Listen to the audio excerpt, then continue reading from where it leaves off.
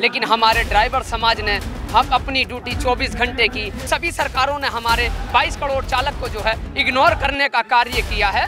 तो ड्राइवर का जो काम है ना, वो भारत की अर्थव्यवस्था में बड़ा महत्वपूर्ण योगदान है, लेकिन उसके बावजूद भी उन्हें एक दिन सम्मान नहीं मिलना, और दुर्घटना होने के बाद जो अपंग हो जाते हैं ना, तो उन्हें मदद नहीं मिल पाती। अरे कार्य कर रहे हैं, हम देश के नागरिक हैं हम। क्योंकि मेरा दिल जो है वो गम से और बिल्कुल ऐसे टूट चुका है, क्योंकि हिम्मत में बिल्कुल हार चुका हूँ। तरफा निकम्मी हो चुकी है। निकम्मी भी अगर मैं बोलूँ, क्या है, मुझे जेल में डाल दो, फांसी लगा दो मुझे। बिल्कुल देखिए, यहाँ पर हमारे साथ जो भाई बंधु खड़े हैं, उनका मांग जो है केवल ये नहीं कि आप हमें सम्मान दीजिए। हमने कोरोना में भी काम करा और आगे भी काम करते रहेंगे, क्योंकि हमारा फर्ज है कि लोगों की सेवा करना। लेकिन उस बीच जो इनकी जरूरतों की मांगे हैं, कम से कम उस पर तो सरकार को रुख करना चाहिए। उसी को लेकर के आज भाई बंधु मौजूद हैं, क्या कहेंगे? देखिए, मैं मोहम्मद ज़रीफ डिस्ट्रिक्ट संबल उत्तर प्रदेश से हूँ, और यहाँ पर तो बहुत दूर से हमारे सूरवीर आए हुए हैं, और मैं आपके चैनल का बहुत दिल से आभारी हूँ।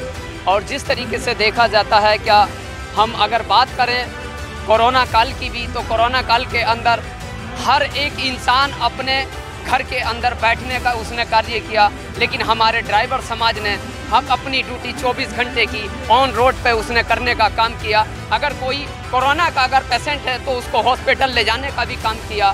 अगर कोई वैसे मरीज है तो उसको भी हॉस्पिटल देने का काम किया।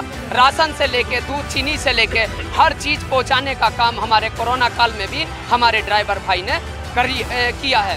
तो हमें कहीं ना कहीं लगता है कि हमारे 22 करोड़ चालक को जो है हमारी सरकार है, क्या है वो सेंटर सरकार हो या राज्य सरकार हो या फिर अपनी ट्रांसपोर्ट सरकार हो, सभी सरकारों ने हमारे 22 करोड़ चालक को जो है इग्नोर करने का कार्य किया है, उसको जो है मिसयूज किया है।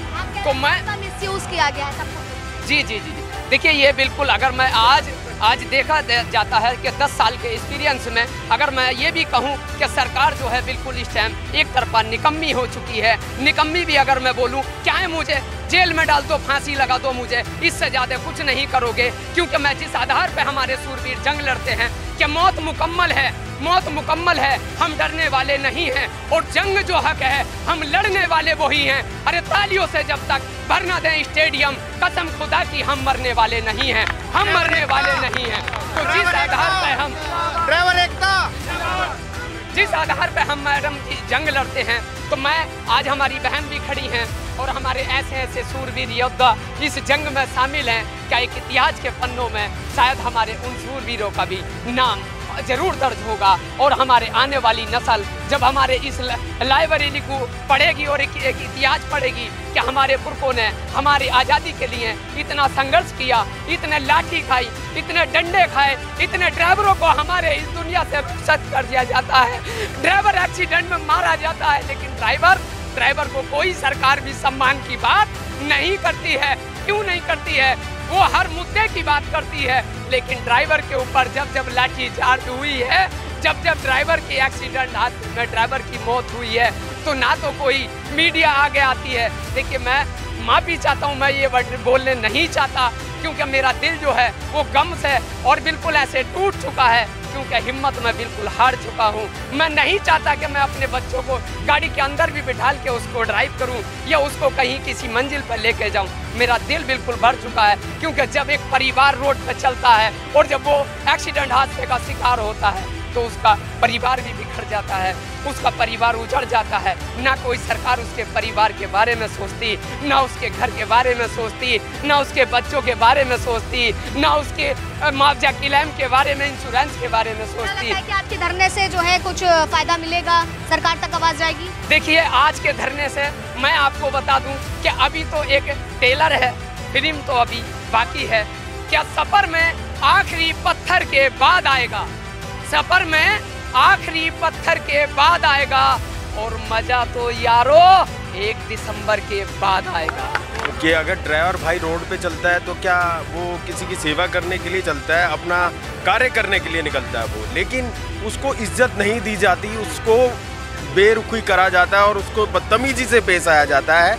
खासकर जो ये ट्रैफिक पुलिस वाले हैं, वो इतनी बदतमीजी से बोलते हैं। क्यों बोलते हैं ऐसी बदतमीजी से? ड्राइवर क्या कोई रोड पे वो कुछ कर रहा है क्या?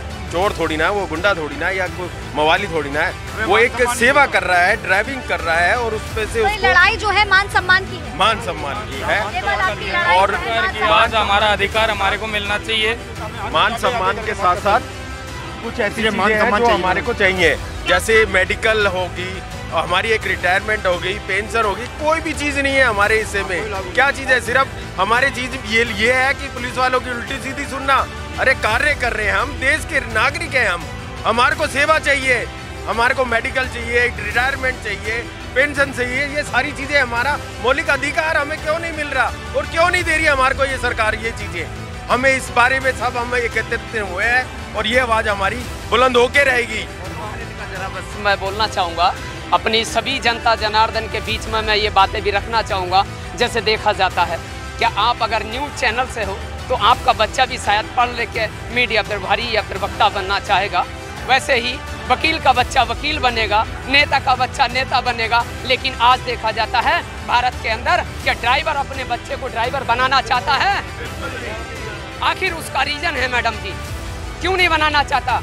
कि ड्राइवर के साथ इतने शोषण, अवैध वसूली, भ्रष्टाचार, उसके साथ इतने ज़्यादा वो किए जाते हैं, इस वजह से ड्राइवर अपने बच्चे को ड्राइवर नहीं बनाना चाहता। अब एक चीज़ और मैं बता देता हूँ, आपकी नॉलेज में डाल देता हूँ कि क्यों नहीं बनाना चाहता। अच्छा इंसान ड्राइवर का बच्चा क्यों नहीं बनता? वो यूँ नहीं बनता, क्या अच्छे स्कूल में पढ़ाने के लिए ड्राइवर के पास पैसा नहीं है? आप बताइए क्या मांगे हैं? मांगे हम लोगों के 29 सूत्रीय मांगे हैं और सबसे महत्वपूर्ण जो मांग है वो ड्राइवर आयोग। और भारत की सड़कों पे ड्राइवर 365 दिन काम करते हैं, लेकिन उन्हें एक दिन सम्मान नहीं मिलता है। तो एक दिन सम्मान के रूप में ड्राइवर को ड्राइवर दिवस, जो कि हम पिछले 10 सालों से हमारे संगठन के द्वारा ड्राइवर दिवस 1 सितंबर को मनाया जा रहा है। और एक ड्राइवर के लिए वेलफेयर बोर्ड बने, जिसमें आप देखते होंगे कि हर रोज़ दुर्घटनाएँ होती है। मैंने ऐसे भारत के सभी राज्यों में एक डाटा तैयार किया है कि कितने ड्राइवर, ऐसे लाखों की तादाद है ड्राइवरों की जो दुर्घटना होने के बाद जो अपंग हो जाते हैं ना, तो उन्हें मदद नहीं मिल पाती। एक गाड़ी मालिक 15-20 हज़ार रुपये दे के एम्बुलेंस में उसे डाल के घर भेज देता है, और उसके बाद अगर कुछ ड्राइवर मिल के 10-20 हज़ार मदद कर भी देते हैं तो उसके बाद उसके घर की तरफ कोई जाता भी नहीं है। आपको भी मालूम है, क्योंकि आप भी समाज से ही आते हैं, ऐसा नहीं क्या लगे। तो ड्राइवर का जो काम है ना, वो भारत की अर्थव्यवस्था में बड़ा महत्वपूर्ण योगदान है, लेकिन उसके बावजूद भी उन्हें एक दिन सम्मान नहीं मिलना। और ये मैं कह रहा हूँ कि भारत की सरकार के लिए बड़ा शर्म की बात।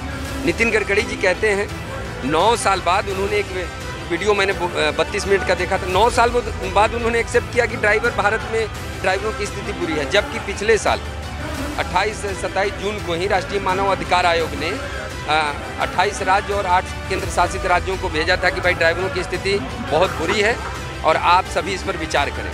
लेकिन मैं आपको बता दूं कि आज क्या है ना कि नितिन गडकरी जी की भी बात उनके मंत्रालय में लोग नहीं सुन रहे हैं। मैं आपको बता रहा हूँ, पूछे कैसे।